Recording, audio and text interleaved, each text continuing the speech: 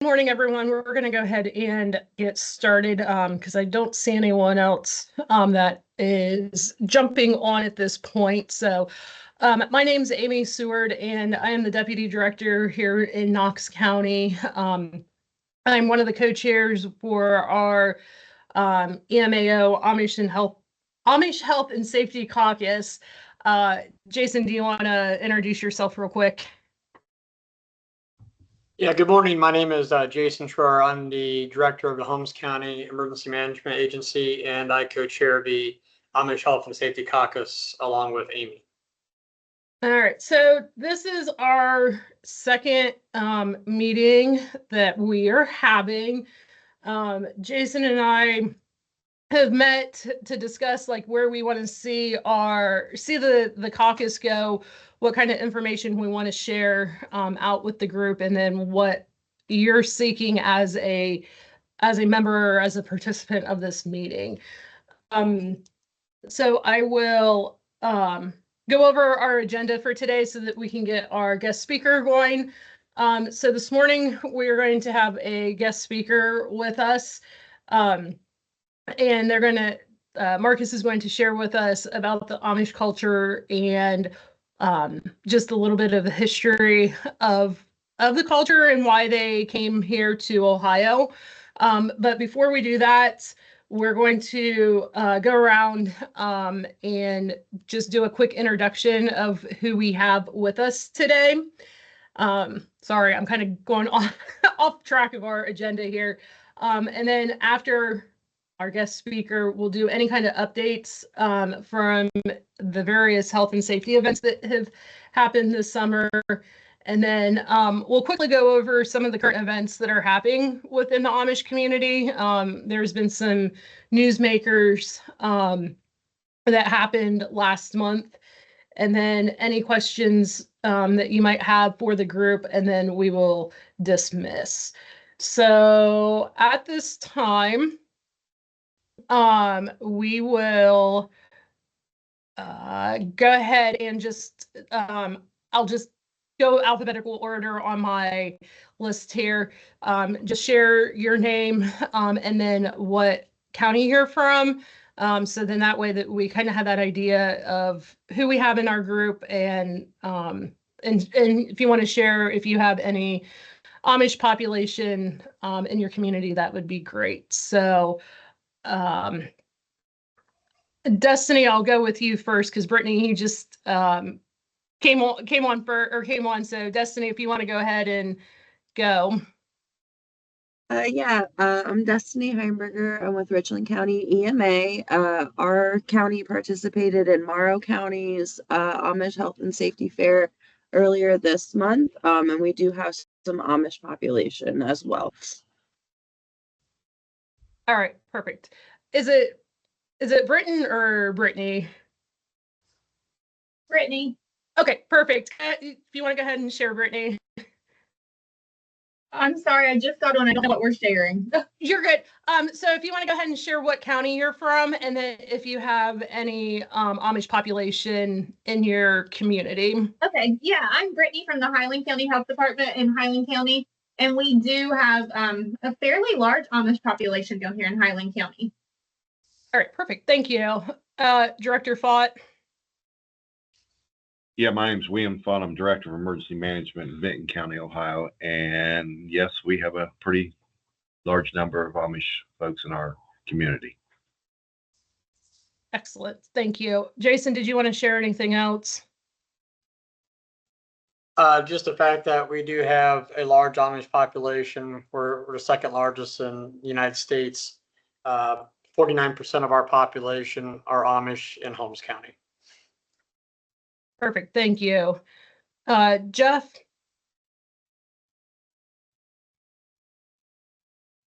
Jeff Jadwin, Muscatine County EMA. We have a very large growing population in our county. Excellent. Thank you. Jen?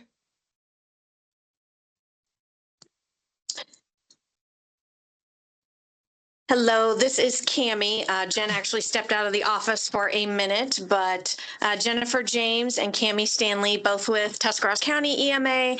And yes, we do have a Amish population here in the county. Perfect. Thank you. Jerry?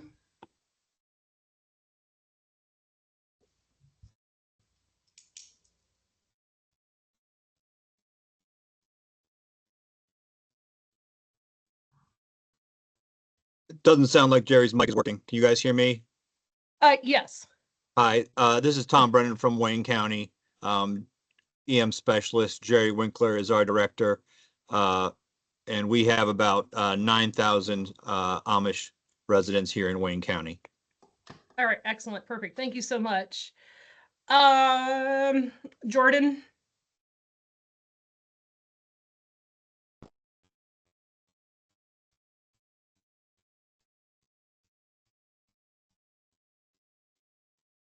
All right.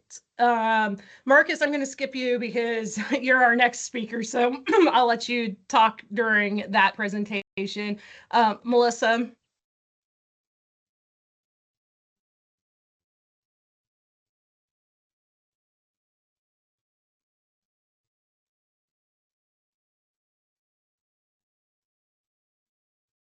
All right. Michael? Howdy, Michael Nelson, Moore County Emergency Management Director. We have a very large population that basically is right on the borders of Knox and Morrow and Richland. And we did have as Destiny mentioned, we did have our health and safety event a couple weeks ago. Had about 520 something people there. It was pretty large, our biggest one since our yet. And then we also have another population that are basically people that are moving from that community, moving into the center of the county, so that we're kind of working with. That's all I got right now. Thanks. All right, excellent. Thank you. Peggy. Hey, good morning. Peggy Clark, Columbiana County EMA Director. We do have a not anywhere near some of these sizes of Amish populations, but we certainly do have an Amish population in the community. So just interested to keep up to date with what everybody else is doing. All right, perfect. Thank you. Rick.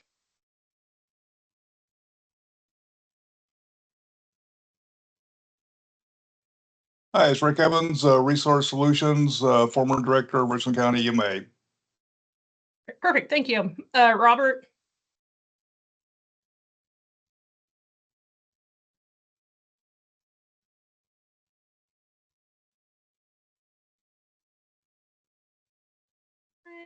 Right. Rudy.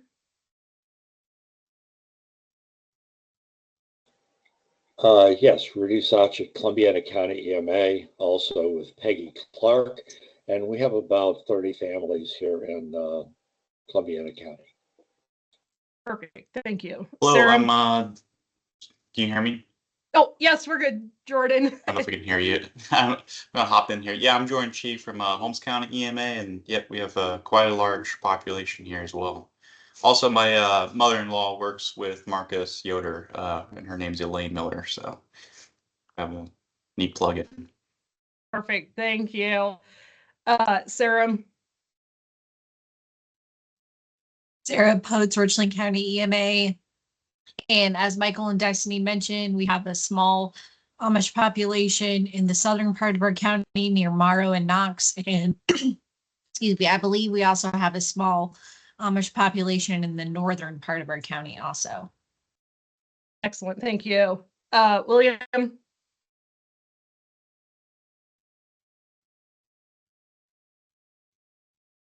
I think you just called my name. You did. I you? did. I did. Thank you for recognizing me. I appreciate it.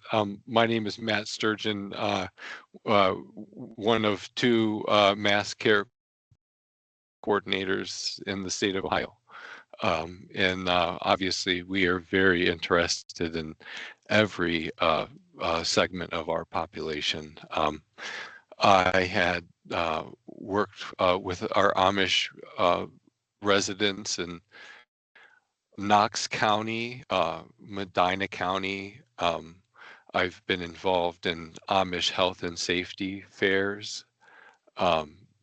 I think with maybe some of the folks that are logged in presently, and it's been a real pleasure. It's very, very important, traffic safety and public health. You know, we don't realize that we really have to deliver service to them in a different way. Thank you very much for having me. I could go on and on. Thank you. Sorry, pardon me. Thank you. You're good. Thank you. Bye. Suzanne.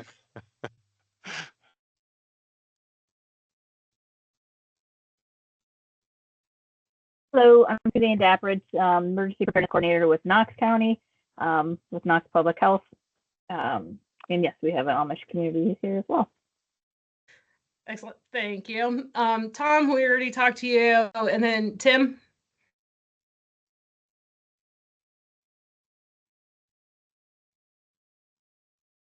Yeah, Tim Worcester with Stark County EMA. With me is McKenna and our planner, and Matt Sweeney, Deputy Director. We have a population of, last count, we were somewhere around 5,000 or 6,000 in Southwest Stark County of actual Amish population. And then in the Northeast and eastern part of the county, we have fairly large populations of Mennonite also. So we get a little bit of both. In talking to my Amish population in the past, in the Southwest, they seem to go to the safety events either in Wayne County or Holmes County. So we've never tried to compete with that. We just try to make sure that we put the dates out and stuff that when you guys have your events. All right. Excellent. Thank you. JC. I'm JC Weber from Delaware County EMA. We have a very small Amish population, but it seems to be growing. With our neighbors having much larger populations than us. Excellent. Thank you. And then our last one, Victoria.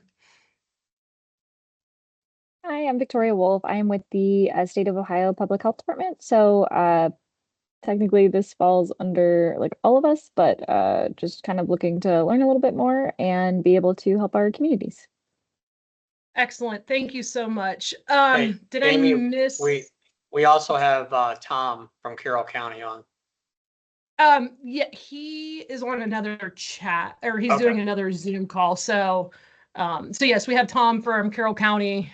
So he is keeping himself muted because he's on another call as well. So did I miss anyone else?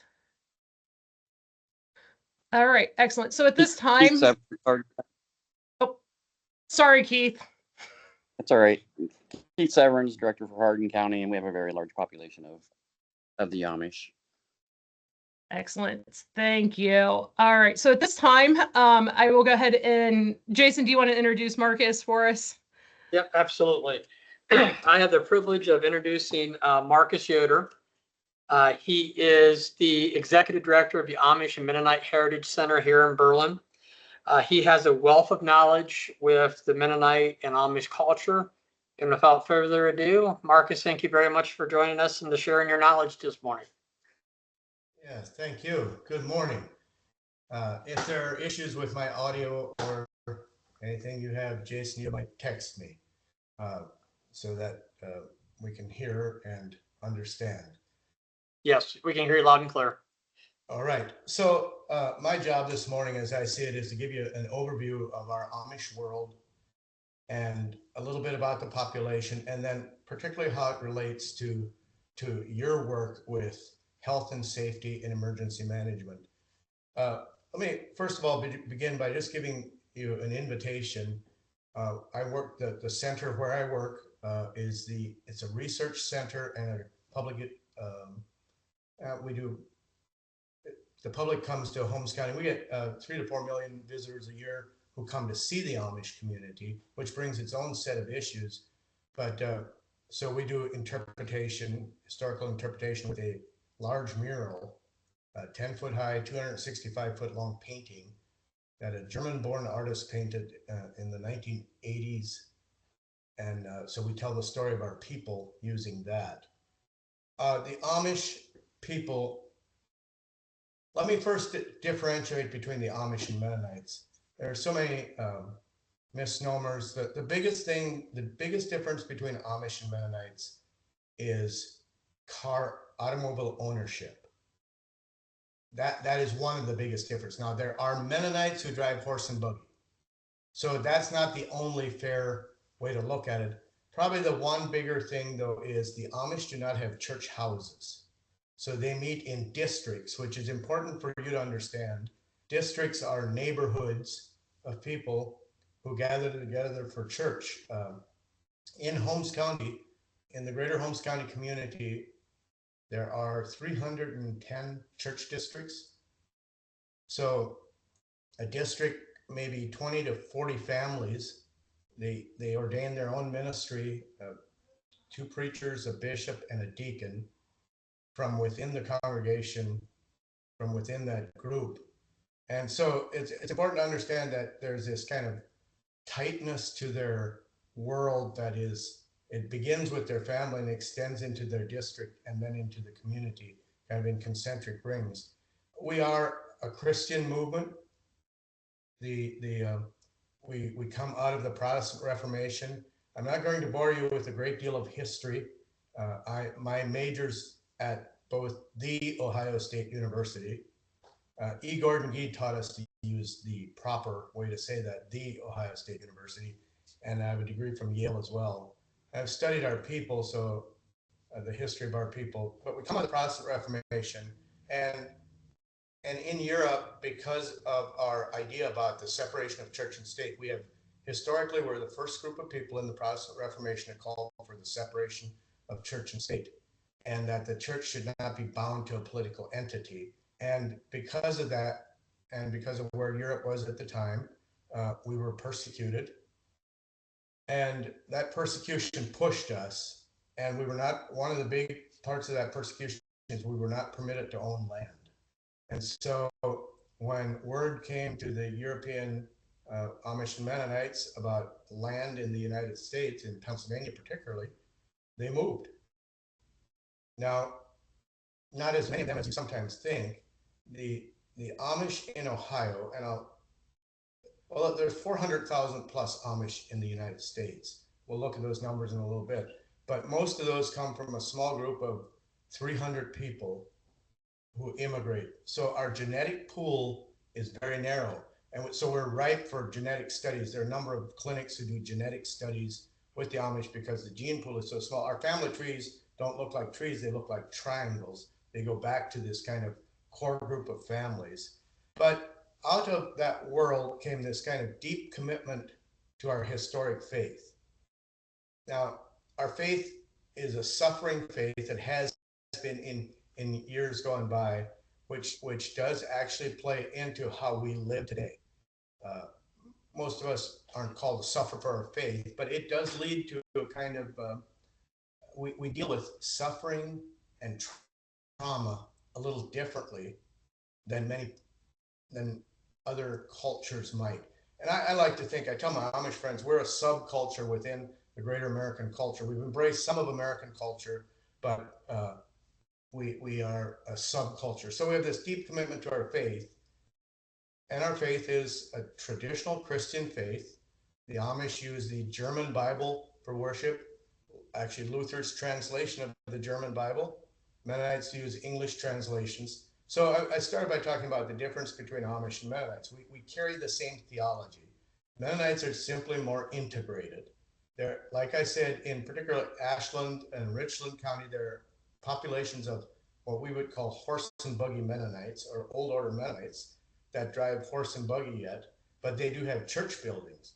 So at the core, it comes down to this idea of gathering with your neighbors for worship. And when a church becomes too large to hold in your house or shop, you simply divide the church using a geographical feature. So there may be 2 districts in your area, or in the case of Holmes County, 300 plus districts, but at least 1 district. And they will not, many of them, as they move out, they won't, generally not just one family will move. There'll be a core group of families because they need that to begin to worship together. So we have this deep commitment to our faith. We also have a really deep commitment to family. I have these degrees from two wonderful institutions in the world. And my Amish friends walk in and say, who was your grandpa? They want to know who my grandpa was.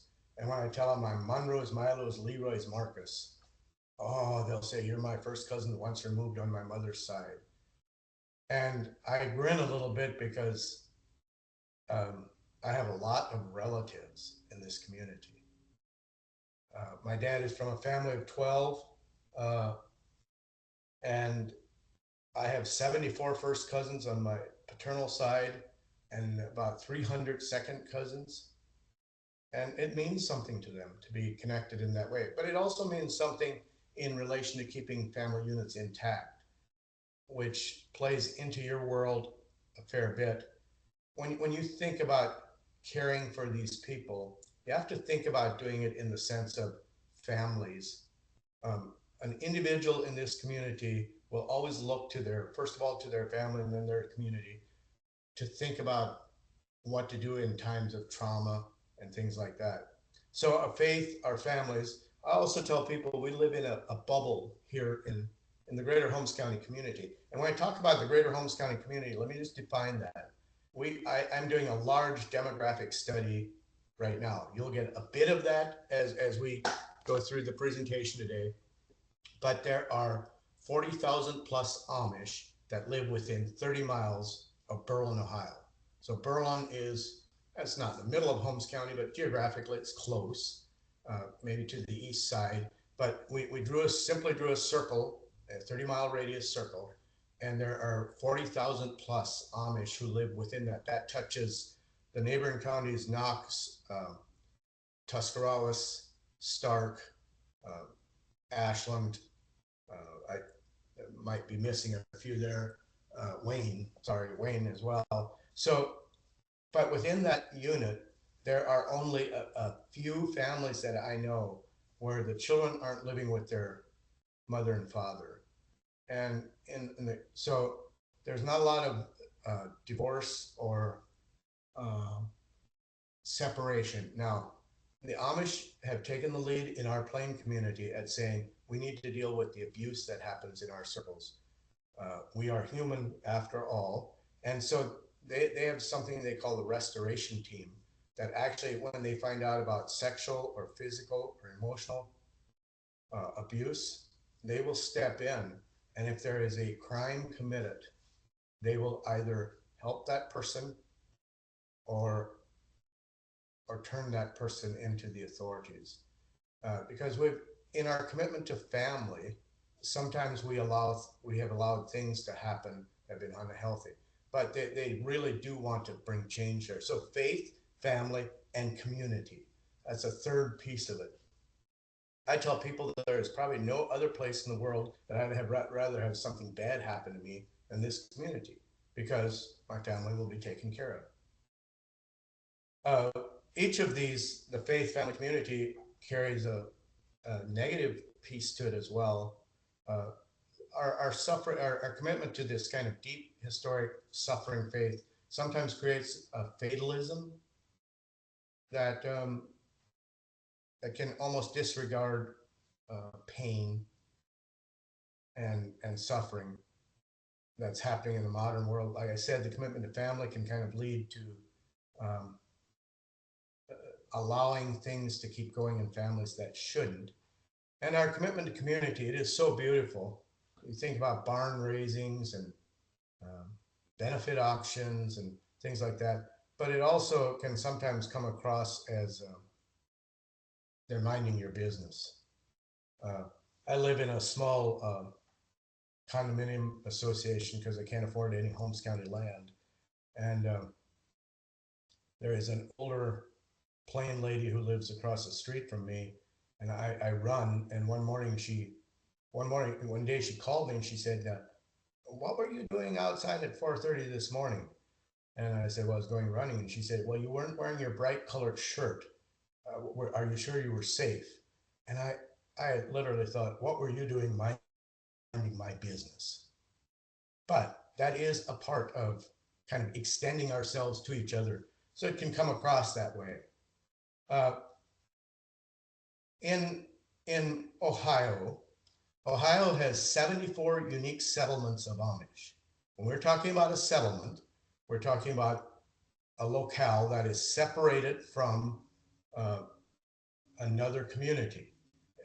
And they could be, there's 4 major orders of Amish, just like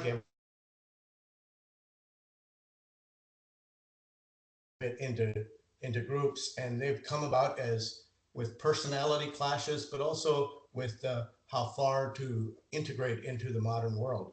The most conservative group in our community are the Schwarzentuber Amish. The Schwarzentuber Amish in the Holmes County area, we call it the Greater Holmes County community, make up about, I think my figures say 8% maybe of the community, 7 or 8%, and that's the part that you're reading about some now in regards to buggy lighting, the blinkers on buggies and things like that. I know there's on the fringes of the community, particularly the northern end in Wayne County and in Stark County, there are more Schwarzentuber than they're right around Berlin, but they're here. There are 22 Schwarzentuber districts with about 3,000 people in the Greater Holmes County community. So they're the most conservative. They do not have indoor plumbing, or they're not supposed to have indoor plumbing. Some of them have hand pumps to pump water out of cisterns for water in their kitchens or in a wash house. They call it a wash house where they do laundry. They have outdoor toilets. They will rarely, if ever, drive with a car unless it is an extreme emergency. Then they may go to the hospital or something like that. I could talk a lot about each of these. We don't have that kind of time. And the next level up is what we would call the Andy Weaver Church or the Dan Church. They are really fast growing. There are 48 districts of them in the Greater Holmes County community. There are 7,600, 7,800 of them population-wise. And it's helpful to understand that they permit many more things, but they do not have e-bike. They don't have any bicycles. They're just a bit more conservative. There are some strange pieces to each of these. For instance, they're not allowed to have solar panels. Schwarzentuber don't either. And they're not allowed to have battery fence, electric fence. Except they just allowed it. They weren't allowed to bale their hay in the fields, and they just allowed it. I'll talk about their decision-making process in a minute. So you have the Schwarzentuber, the Andy Weaver or Dan Church, and then you have the Old Order. The Old Order is the largest population of Amish in Ohio. In the Greater Holmes County community, there's 205 church districts with about 26,500 Old Order people. They are the most kind of integrated Amish there is. A couple of years ago, they allowed e-bikes, and that's changed their world. And cell phones, they're not supposed to have smartphones, but they do have cell phones. They permitted that, which makes the world a lot easier for them and us in a lot of ways. And then you have the New Order. The New Order is a small slice of our population. There's 22 districts with about 2,100 people, and they separated from the mainline group of Old Order in the 1960s in regards to Sunday school. And for years, they were seen as the more spiritual Amish, but that's changing as well as the Old Order are more integrated. But they actually think about them as maybe a bit more like fundamentalists in our world. They actually do not permit e-bikes, but they use more tractors on the road. So that kind of gives you the idea of order. So in your communities where you're working at, you may have any one of these orders or all 4 of them. And I'd be delighted in the future. Jason and Amy have my contact information. If you want to connect personally and understand a little more about your community, we have resources. The resource we use here is in Holmes County. It's called the Ohio Amish Directory. It is well over 1,000 pages thin, and every family is listed in here with children, their birth dates, and so on, the church district they live in, who the ministers are in that district, how to find them, and all that. So it's the great book of all Amish. But many of your smaller communities have directories that we have access to here, and we can assist you with figuring out what order it is, and it will make a difference. Now, all 4 of the orders make decisions differently than the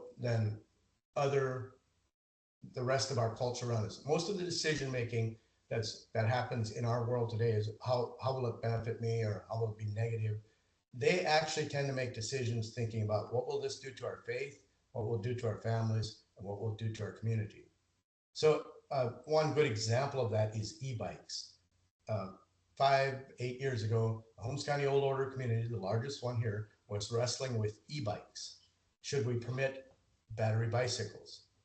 And they have communion twice a year, in the spring and in the fall, and they only make decisions about accepting those kinds of things at that season of the year as they prepare for communion. So for some of the districts, it took 1.5 years to make the decision to allow e-bikes. But here's some of their thinking.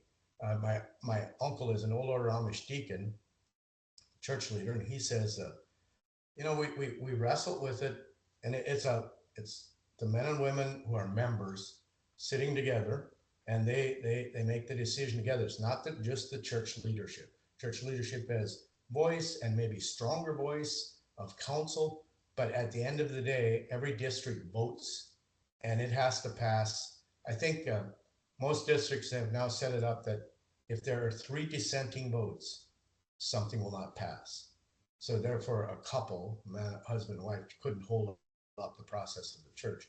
You need 3 dissenting votes. He said, we wrestled with it, and we talked about what does this mean as we need to become more mobile in business in those worlds. We need to be able to get to work. We're no longer farmers.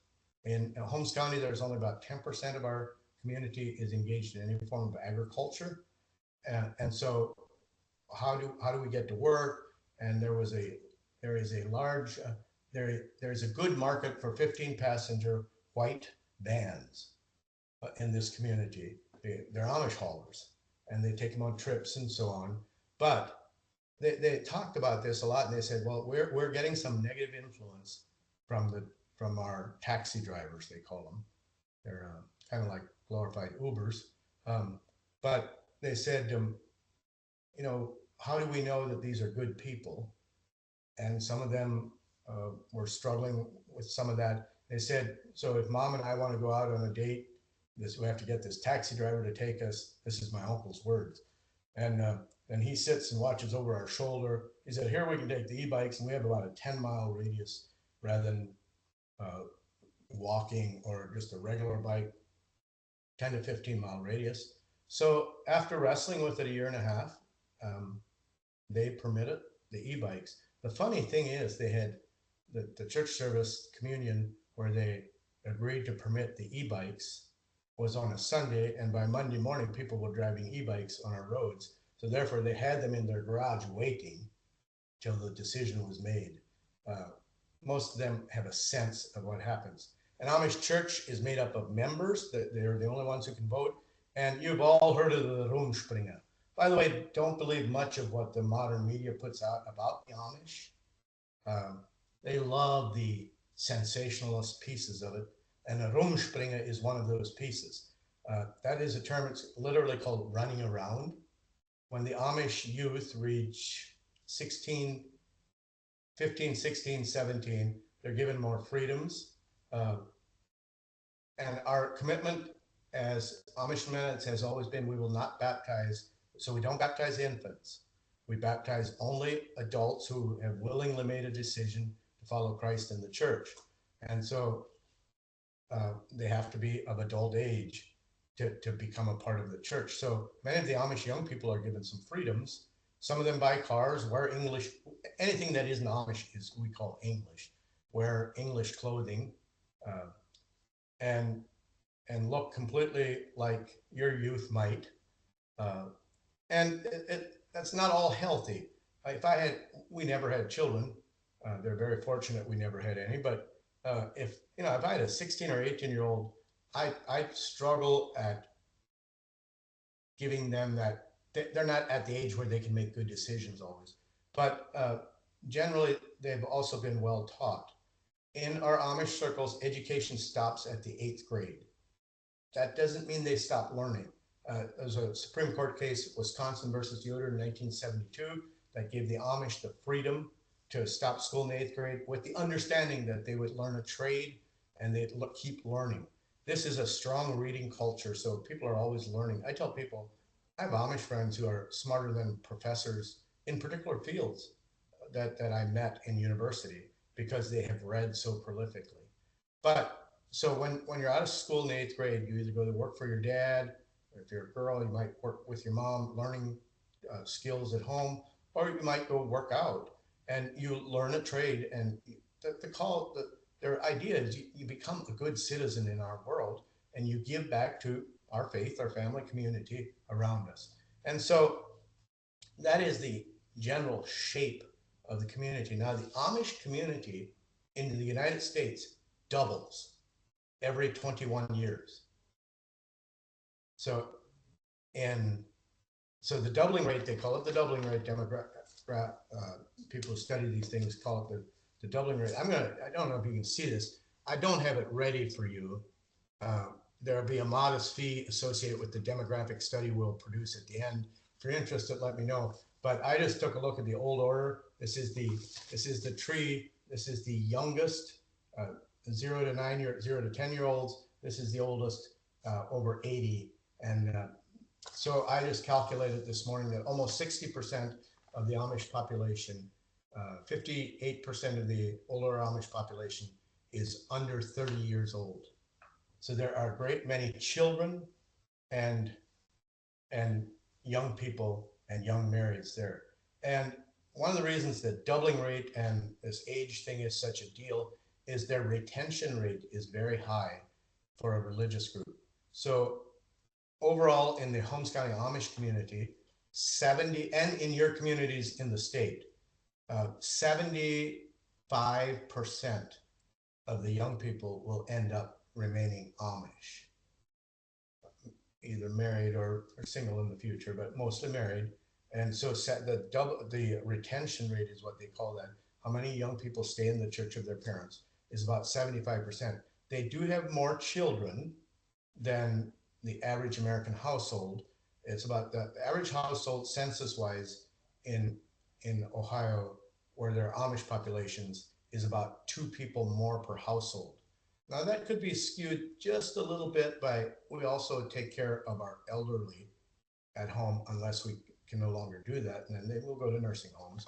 But we do have more children, and family units tend to stay more intact, and so it does create more size. So I tell people someday we'll take over the world, but we don't want to. We need about 10 or 15% of the population to do what you do, and also to be our taxi drivers so we can travel.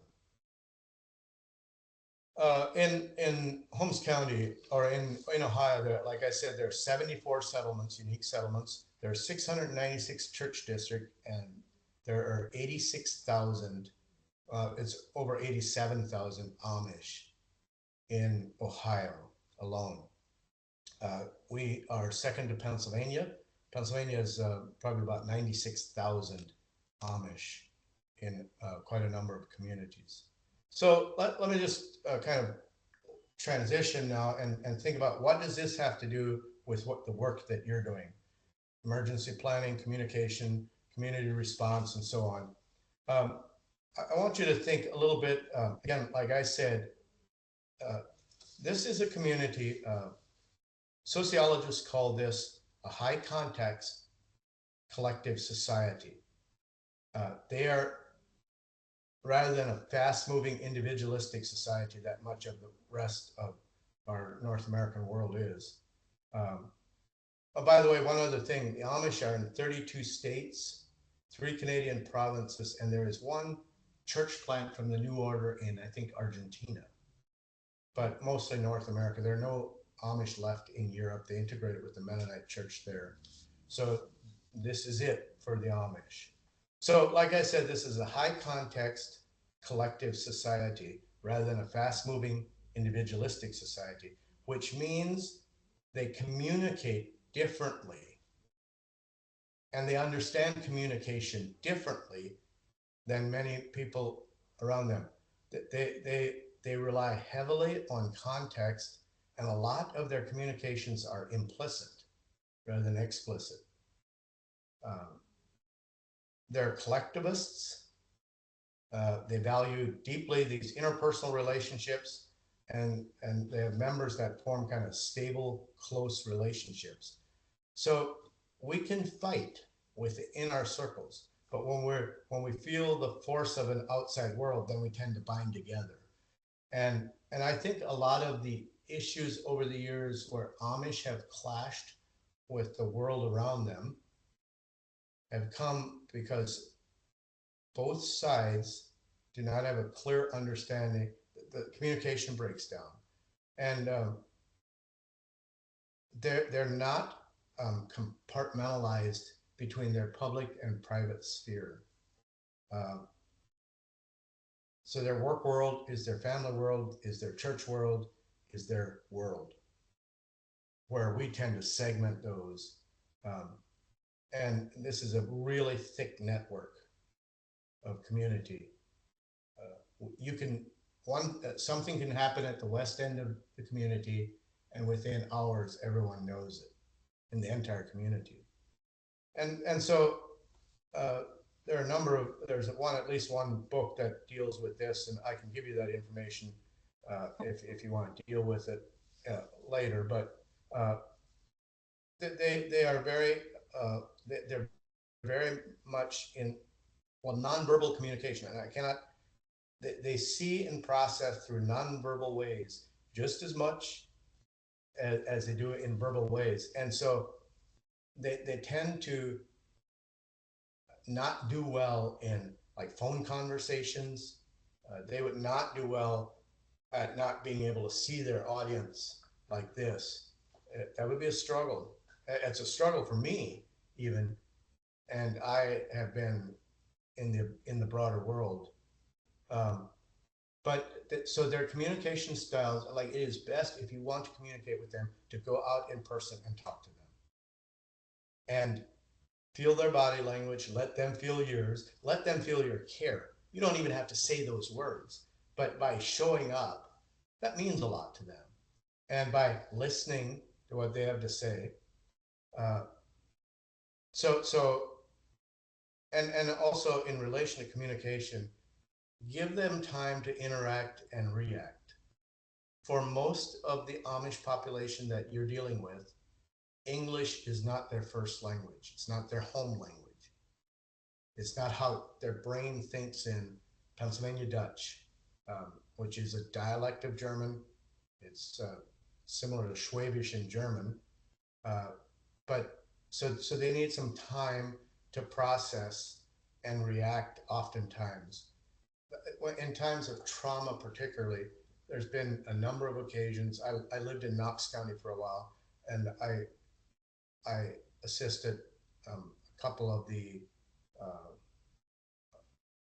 there was a couple buggy accidents that I assisted at the hospital because they simply, in that moment of trauma, could not handle English very well.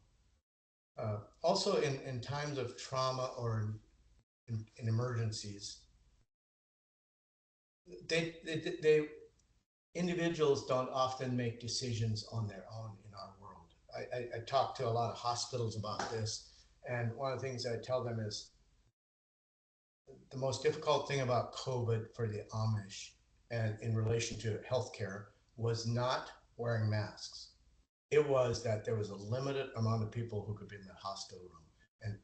And so it's that isolation piece. And I understand why, but like end of life decisions and things like that, expect there to be a group of people. We think in family and community. And it's like the decision about the bikes, e-bikes here in Holmes County. They think about those kinds of things in community and collective ways. And sometimes their silence can be noted as acquiescence. when in fact it's simply politeness or them not knowing how to respond. I tell people, if they simply say, "Oh, yeah, that might be a good idea," you bring something to them, they say, "Oh, that might be a good idea." Give it a lot of time to allow that to percolate, because that's just them being polite and not knowing what to say. And that doesn't mean they're saying yes to something. I had to learn that when I moved back into this community again, how much communication is built around that. So, and their other mantra might be that you might want to think about in relation to like engaging with new ideas, is anything worth doing is worth doing slowly. They engage in change carefully. They're not against change. They're not against technology. I mean, we lead the world with off-grid furniture production. We lead the world in a lot of ways with less conveniences or less commitment to modern conveniences. But so they engage in change carefully though, and cautiously, and often tend to be in small steps. The more conservative the order, I'm thinking of people in Kenton, Hardin County. I'm thinking of some of the Ashland County people, Wayne County, Schwarzenegger groups, some of the places where you have the Amish. You cannot fight their tradition. But what you can do is bring them ideas that they can think about, and they may embrace a piece of it, but think about just instituting change slowly in that world. So if you need to bring about change, make sure you communicate, give ample time for communication. And if you need somebody to help you think through that, let us know. We'll be delighted to engage with people in your communities and worlds that might be good liaisons between the two. The other thing is, because this is a high context collective society, what happens in Vegas doesn't stay in Vegas. The Amish have a much lower expectation of privacy than most of the other people you'll deal with. And so word about something good will spread rapidly, but word about something bad will spread rapidly as well. And as I was thinking about that, I thought about Martha, who lives across the street from me, and I thought, she did really care for me. I'm wondering why she's looking out the window at 4:30 in the morning when I'm going running. And what business of hers, what color shirt I wear. I did have a blinker vest on, but she cared. And it is just, rather than try to change that part of it, I thought, how can I harness that? And even in our community, how can we engage with that? And again, if you institute something good, like this health and safety meetings, whatever they're called, word can spread like rapidly, and they'll really push people to engage. I know the steering committee, Wayne Wengert and his team, and the Amish Bishops Committee. The Bishops Committee have the 25 most senior bishops here in Holmes County meet, but they have no power. They're simply advising the other church leaders.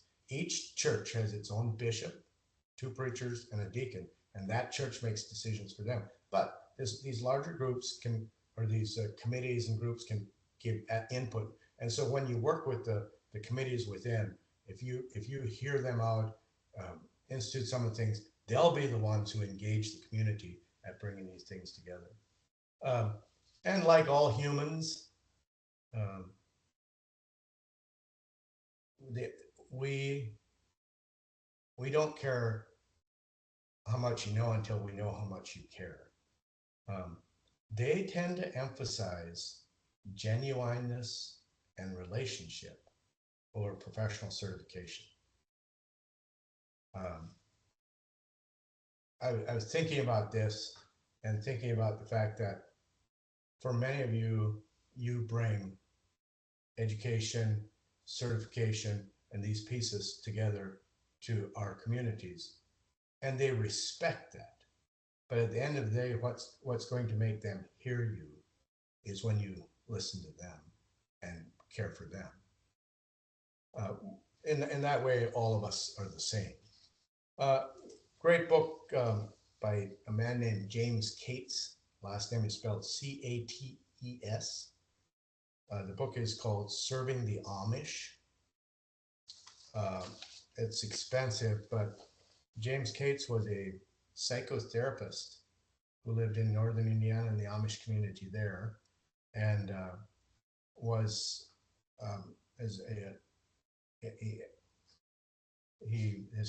most of his customer base was Amish, and he wrote a book about that. Interestingly enough, James Cates is gay, and the Amish community kept going to him as their psychotherapist, which does not fit the model that many people would have of our people, but they knew that he cared, and so he served the Amish community there. He's retired now, but it's a good book if you'd like to read that. If you're interested more about the history of our people, let me know, and I can send you things that'll help you. Now, like I said, we're working on this large demographic study, but in that process, we've identified Amish communities, the Amish communities in Ohio, and are able to help you if you need to know, how many districts are there, what kind of Amish are these, is there anything specific I should know about these? We'd be delighted to help you with that. So we offer that to our community. Like I said, once my demographic study is done, there'll be a modest fee for just the work we've done, but you're welcome to reach out and get that to you electronically or in paper form. I think that gives you a high level look. Let's make sure I cover everything.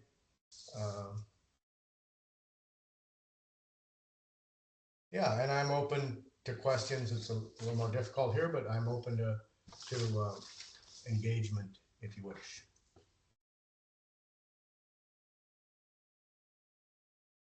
Thank you very much, Marcus, for your insight.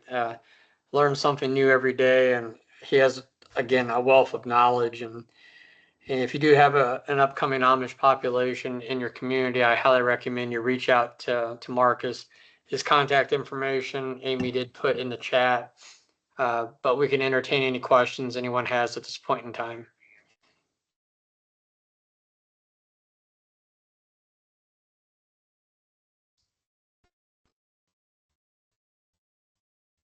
Go ahead, Jen.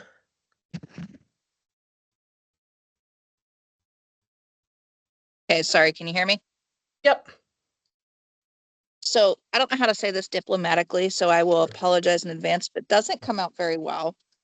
Currently in my office, Marcus, we only have 2 females, and I know typically within the Amish community, it's more led by the men.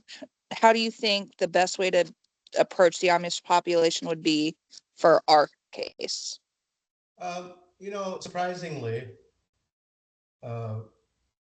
they understand that. Now, okay. Tell me what county you're from. Tuscarawas. Tuscarawas. Yeah, no, they'll understand that. My wife actually started an educational institute bringing accredited courses to Holmes County and unaccredited courses. And the most genuine engagement was with the old order Amish population. They didn't mind too much that she was a woman. All right. Thank you very much. Mm-hmm.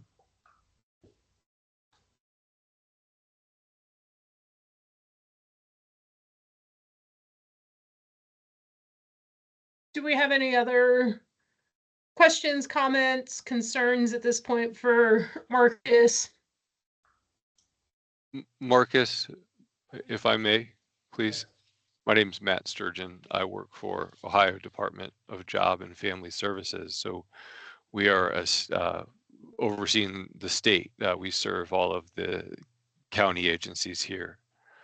For one, if you could please repeat the name of the organization that you said you work for. Did you say that you work for like a research organization? Could you please say the name of it? Sure. It is the Amish and Mennonite Heritage Center. And where is that? Well, our mailing address is Millersburg, but it is near Berlin, Ohio. Near Berlin, Ohio. Yeah. I was just in Glenmont. Yeah, you weren't far. Amish and Mennonite Heritage Center, you say? Yes. Okay. And where can I find more information on this if I needed to? I see Jason put it in the meeting chat. We also Okay. have a website, and I put my cell number in there, and I'll put my email address. I have 2 emails. Jason put one in. I'll put the other one in there as well. Thank you so much. And so, and you have access to all those directories that you were discussing? Yeah, we do. Okay. That's really a noteworthy thing. Thank you very, very, very much. And this is great. Thank you. Thank you.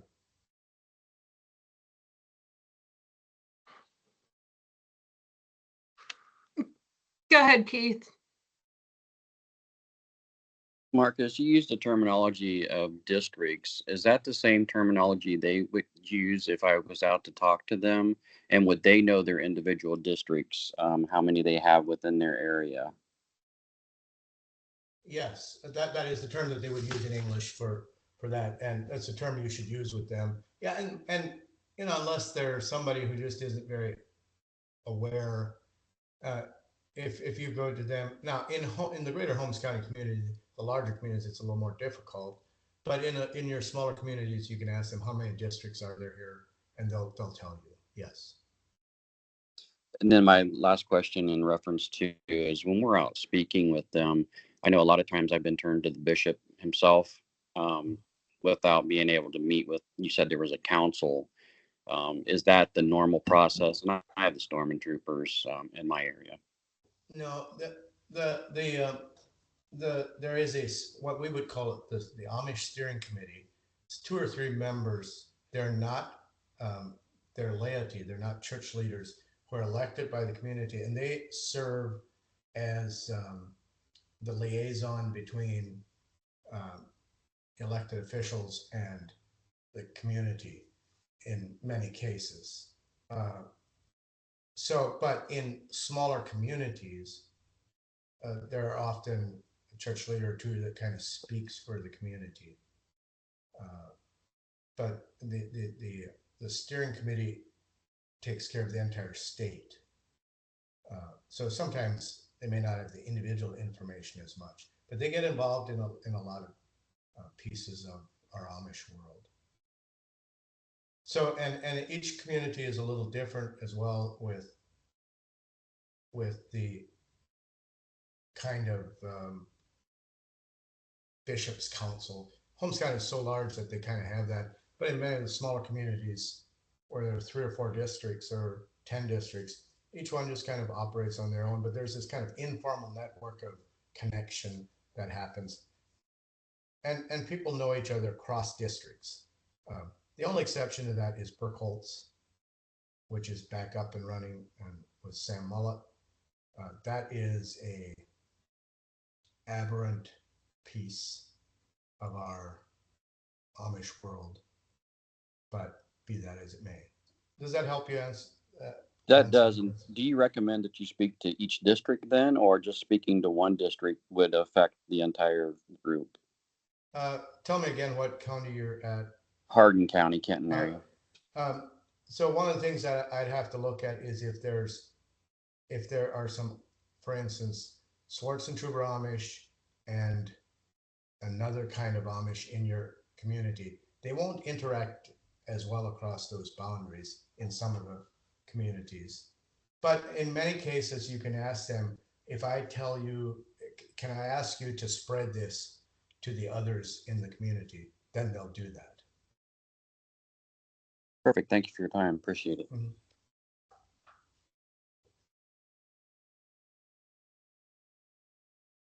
All right, do we have any other questions at this point for Marcus?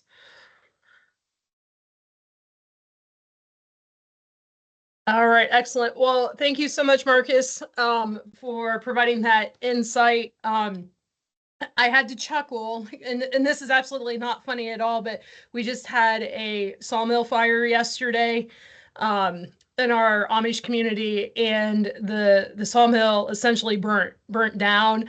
And it happened at 4:30 in the morning yesterday. And by 3 o'clock, it was about 3:15 yesterday, I decided to be a nosy Nelly to see what it looked like.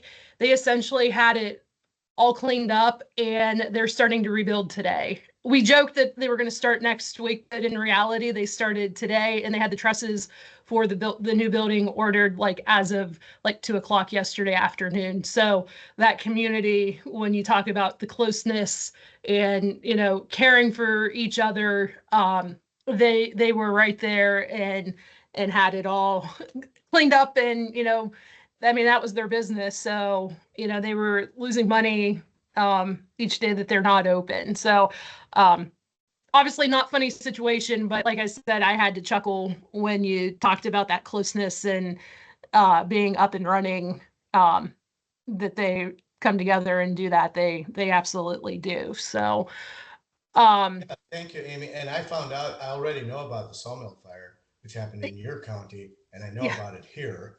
So that's just our Amish world. And I should have mentioned that. Like when there is a natural disaster, they're not going to wait.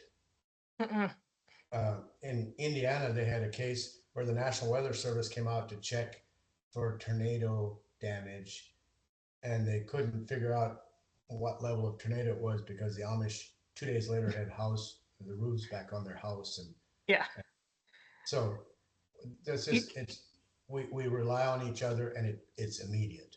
It is, and it's interesting because we've talked about that of, with damage assessments, that a lot of times it takes a couple days, but in the English world, but we know in the Amish world, they have the stuff cleaned up and they're rebuilding within hours, if not days, of that damage, and then they move on. So it's a really, really neat thing to see if you've never been able to experience that before. So and Marcus, I can vouch for that. I do know the last tornado we had go through Holmes County, the National Weather Service, which kind of drives around with EMA, next day came right out and said, we have to get to Holmes County quickly because the Amish population really starts rehabilitation immediately. So again, having that cohesiveness, at the level of the community it's just amazing. It is. And it extends into other parts of our world. For instance, obviously many of you have heard of the terrific tragedy with the Amish family at Atwood Lake just recently. And I was privileged, the bishop of the district asked if I would come and be a part of a meeting where the two families sat together. And so we actually, and I said, well, I'm not licensed, or I'm not a therapist. And he said, it doesn't matter. What we need to do is simply get together as a family and as a district and talk.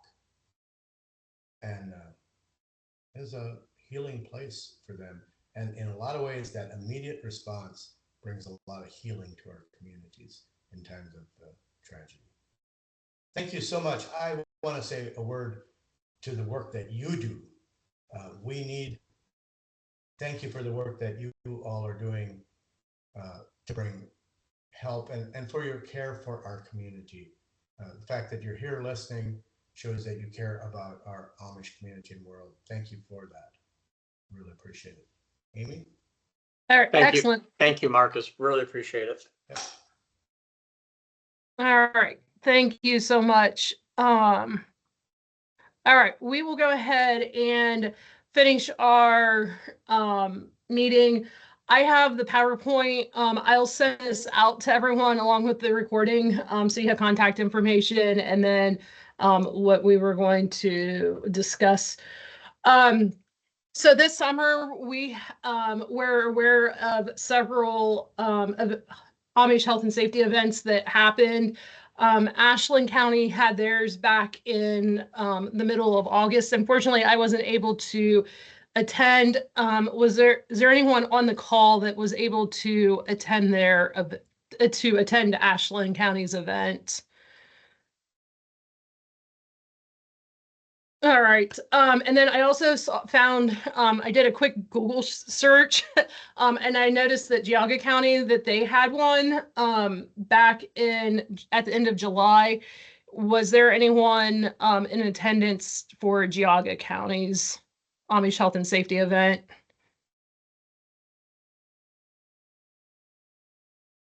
All right. And then Knox County, we were actually able to host, we hosted one in Danville because we have 3 communities within our county. They're all on opposite ends of the county for us. And so we held one for Danville. We had about 120 families in attendance. So we had children, wives, and husbands that attended the event. I believe we had about 15 vendors, which ranged from the local fire department. We had the sheriff's office there. Our county highway department was there, which that was new for us to include them as part of our event. And then we had the health department, of course, with various programs that the Amish were available, or the Amish were eligible for. And then also we had our wildlife officer was in attendance. He spoke on the different laws when it came to hunting. That was always a huge hit for our young Amish boys. They're all the time up there asking questions, looking at the different bows and that they have available. So that one was a very successful event. And then Michael, do you want to talk about our joint one that we had for Morrow, Frederick? Well, so we have another one that's a Fredericktown community, and that is in the 3 corners of Morrow, Knox, and Richland County. Michael hit a little bit on it when he did his introduction, but the Morrow County Health Department, they're the ones that take the lead on that event. So did you want to talk any more about it?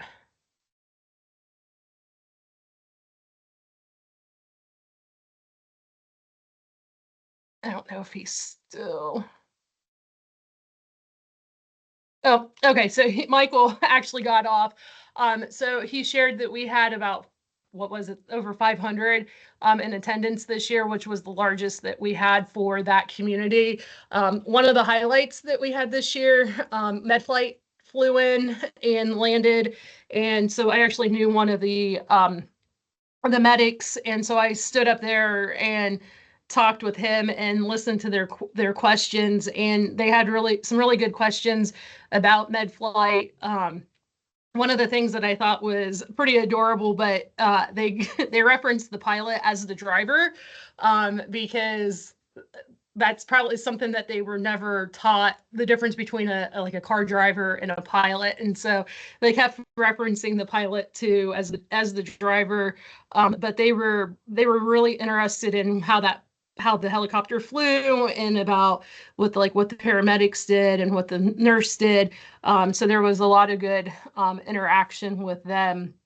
At that event, there was probably about 20 vendors in attendance. And like I said, it was a really good event that we had. So then Perry County, they also had an event. And then Jason, if you guys wanted to talk about your Holmes County and Wayne County joint event. Yep, sure. We had ours this year, August 11th at Mount Hope. We had roughly 650 in attendance. We had seminars or topic discussions around batteries and fire safety. The State Fire Marshal's Office came in. Tick ID and Lyme disease was presented by the Health Department. And carbon monoxide exposure and stop the bleed, I presented that. And then one of the biggest ones that was well attended was traffic and highway safety and legal concerns. And we had the Holmes County Sheriff as well as the Ohio State Patrol participate in that. The one thing we do with ours a little bit is we do have a carry out chicken barbecue where you can actually either carry out or eat at the event. And then the proceeds to that goes to two families that need financial support. And those are all determined by the Amish population of which we serve. And then the evening rounded up with it at 8 o'clock of having a mock crash. And this year we focused on a vehicle versus e-bike. And then we had the opportunity of East Helms Fire Department coming out, Winesburg Fire Department, as well as we landed a helicopter for that. But it was very well perceived. Again, we had about 650 people, and we are now in the process of planning next year's event. All right, excellent. Were there any other events that anyone else was aware of that I didn't mention on here?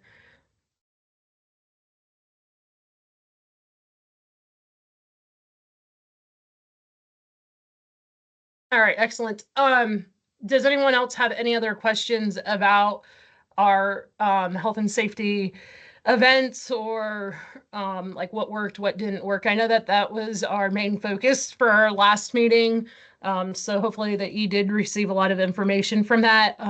If you do, if you weren't able to attend the last meeting but would like more information, just reach out to Jason and I, or Jason or I, and we can send you that information from our last PowerPoint. All right. So just kind of wanted to briefly mention about some of the current events that have been in the news. Marcus did mention about, about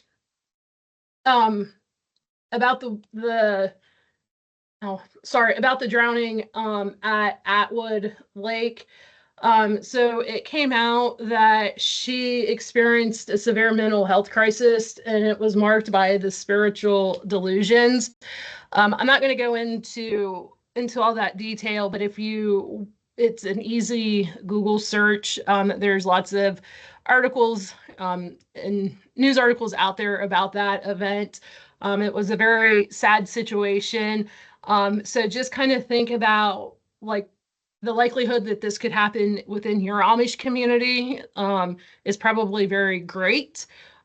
So educating, your first responders within that within the community or who serves that community, talk to them about what that response could look like. And then, yeah, so it was a lot of great talking points.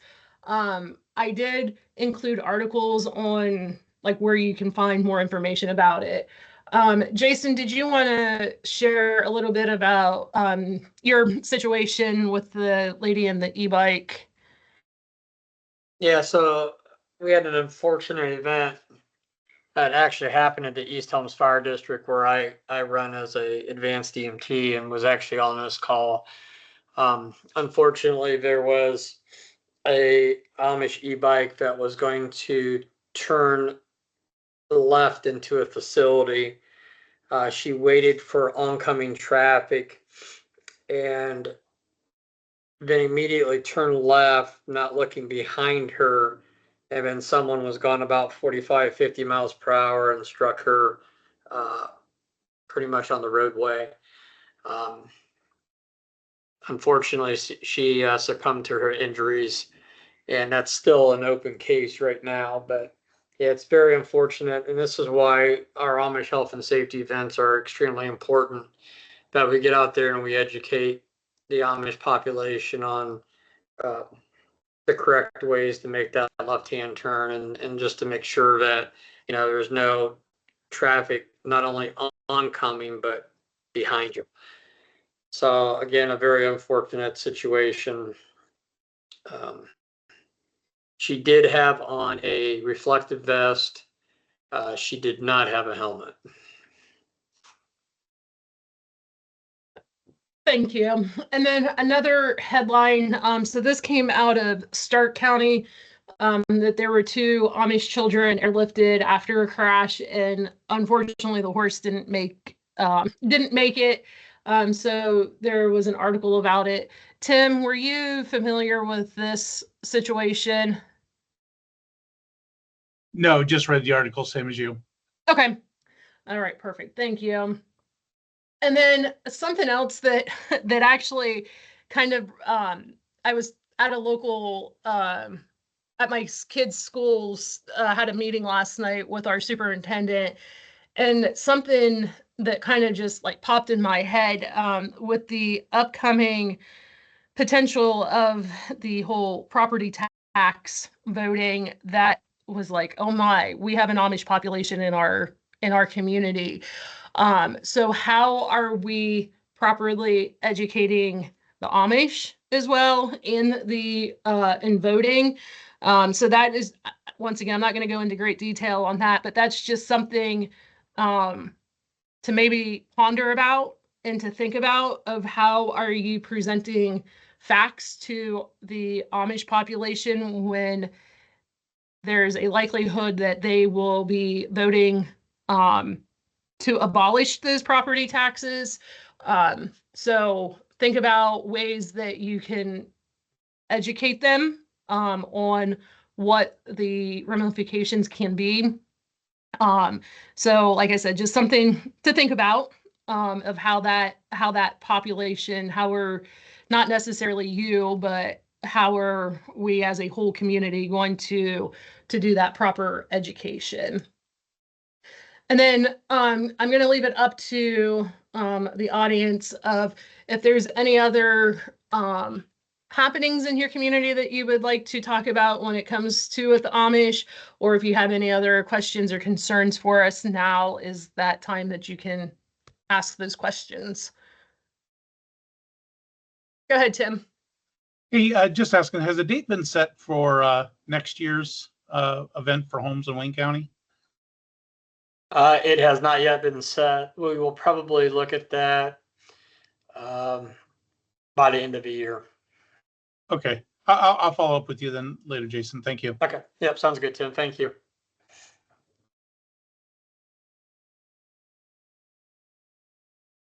All right. Do we have any other questions or concerns at this point? Jason, did you have anything else? No, I don't have anything else. I just thank, everyone for taking the time out of their busy day to join us today. And you have Amy and I's contact information if you need to get a hold of us. Yep, excellent. So I don't have anything else either. Thank you everyone for attending. We got you out here 10 minutes early. So if you have any other questions, concerns, or need any contact information, please let us know and we would be more than happy to share that. So, all right. Thank you, everyone. You guys have a great rest of your day. Take care.